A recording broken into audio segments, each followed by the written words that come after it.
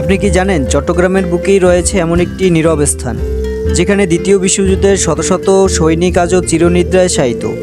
বন্ধুরা, আমার আজকের ভিডিওতে আপনাদের নিয়ে যাচ্ছি চট্টগ্রামের এই বিখ্যাত স্থানটি দেখতে এবং আপনাদের দেখাতে, সেই সাথে জানাতে চাই এখানকার ইতিহাসের কথা। চট্টগ্রাম শহরের দামপাড়া এলাকায় অবস্থিত এই সমাধিক্ষেত্রে প্রায় 755টি কবর রয়েছে। এখানে যুক্তরাজ্য, তৎকালীন British Bharat, Canada, Australia, New Zealand, Netherlands সহ বিভিন্ন দেশের সৈনিকদের সমাধি রয়েছে। এটি হলো চট্টগ্রাম কমনওয়েলথ যুদ্ধ সমাধিক্ষেত্র, যা অনেকের কাছে চট্টগ্রাম ওয়ার সিমেট্রি নামেও পরিচিত।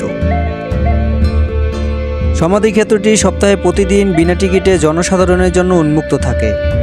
প্রতিদিন সকাল 7টা থেকে দুপুর 12টা এবং দুপুর 2টা থেকে বিকাল 5টা পর্যন্ত পরিদর্শন করা যায় এই স্থানটি। পরিচ্ছন্ন পরিবেশ এবং অসংখ্য দেশ বিদেশি গাছে ঘেরা এই স্থানটি অত্যন্ত নিরিবিলি।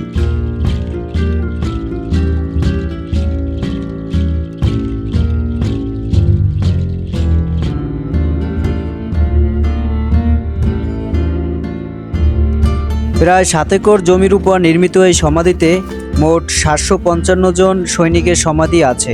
দ্বিতীয় বিশ্বযুদ্ধে 731 জন কমনওয়েলথ সৈনিকের সমাধি, যার মধ্যে 17 জনের পরিচয় জানা যায়নি।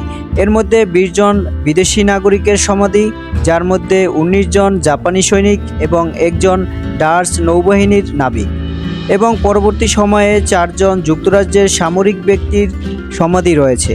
এই সমাধিক্ষেত্রে স্মৃতিস্তম্ভে সমুদ্রে নিখোঁজ হওয়া 6500 জনেরও বেশি নাবিকের নাম খোদাই করে স্মরণ করা হয়েছে।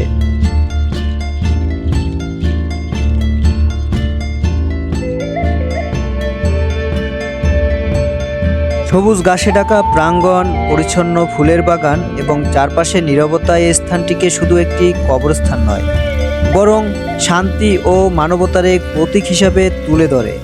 এখানে দাঁড়ালে উপলব্ধি হয় যুদ্ধের প্রকৃত মূল্য কখনো শুধু বিজয় নয়, এর পেছনে লুকিয়ে থাকে হাজার মানুষের প্রাণ, অসংখ্য স্বপ্ন এবং অগণিত পরিবারের কান্না। এখানে সমাধিত সৈন্যদের তাদের অনেকেই ছিলেন তরুণ, কেউ ফিরতে পারেনি নিজের পরিবারে, কেউ দেখতে পারেনি নিজের মাতৃভূমিকে।